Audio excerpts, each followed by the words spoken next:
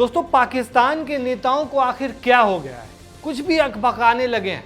अभी देखिए, पाकिस्तान के फील्ड मार्शल आसिम मुनीर ने भारत को परमाणु बम की गीदड़ भभकी दे दी है, जिसके बाद मिथुन दा ने ऐसा करारा जवाब दिया है कि उनका वीडियो वायरल हो गया है। उन्होंने कहा कि हमने एक बांध बनाने के बारे में सोचा है जहां 140 करोड़ लोग पेशाब करेंगे, उसके बाद हम बांध खोल देंगे और पाकिस्तान में सुनामी आ जाएगी। जी हाँ, ये बात कही है मिथुन दा ने।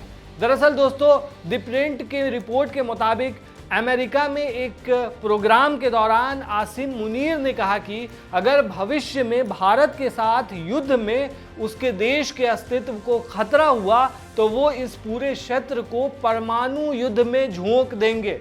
रिपोर्ट में यह भी दावा किया गया दोस्तों कि आसिम मुनीर ने कहा कि हम एक परमाणु संपन्न राष्ट्र हैं और अगर हमें लगता है कि हम डूब रहे हैं तो हम आधी दुनिया को अपने साथ ले जाएंगे। मतलब कुछ भी।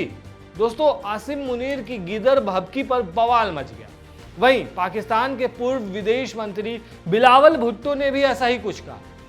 पॉइंट यह है दोस्तों कि आसिम मुनीर ने यह धमकी कहां से दी? ये धमकी आसिम मुनीर ने उस जगह से दी है जिससे भारत का रिश्ता अच्छा रहा है, मतलब अमेरिका से जाकर दी है। ये अपने आप में बहुत बड़ी बात है और सोचने वाली बात है। अमेरिकी जमीन से दी गई न्यूक्लियर धमकी पर भारत सरकार ने कड़ी प्रतिक्रिया दी है। साथ ही अमेरिका को भी कहा है। विदेश मंत्रालय ने साफ सीधे शब्दों में कहा कि परमाणु धमकी देना पाकिस्तान की पुरानी आदत है। भारत सरकार ने यह भी कहा कि यह खेदजनक है कि इस तरह के बयान एक मैत्रीपूर्ण राष्ट्र की जमीन से दिए गए।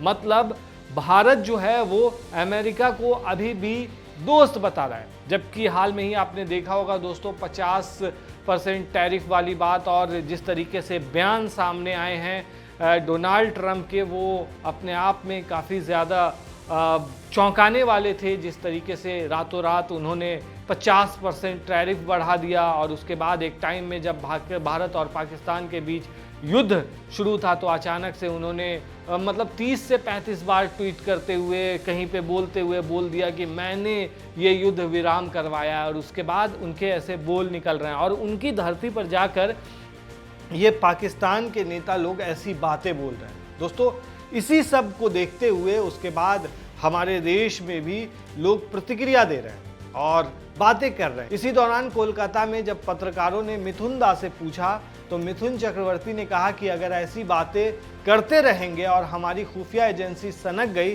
तो फिर एक के बाद एक ब्रह्मोस चलेगा। उन्होंने मजाकिया अंदाज में कहा, हालांकि तंज टाइप में कहा कि हमने एक बांध बनाने का सोचा है जहां हमारे भारत के जितने भी लोग हैं वहां जाकर के सूसू करेंगे, पेशाब करेंगे। इस तरह का उन्होंने बयान दिया है, जिसके बाद ये बयान काफ़ी ज़्यादा वायरल हो गया। लोग इस पर प्रतिक्रिया दे रहे हैं। दोस्तों, इस दौरान उन्होंने ये भी कहा कि मुझे पाकिस्तान के लोगों से कोई शिकायत नहीं है, मैंने ये सब उनके यानी बिलावल भुट्टो और जो भी आसिम मुनीर बयान दे रहे हैं उनके लिए कहा है। दोस्तों, ऐसा नहीं है कि ये पहली बार है जब बिलावल ने ऐसी बात कही हो, मतलब इस तरह का बयान दिया हो।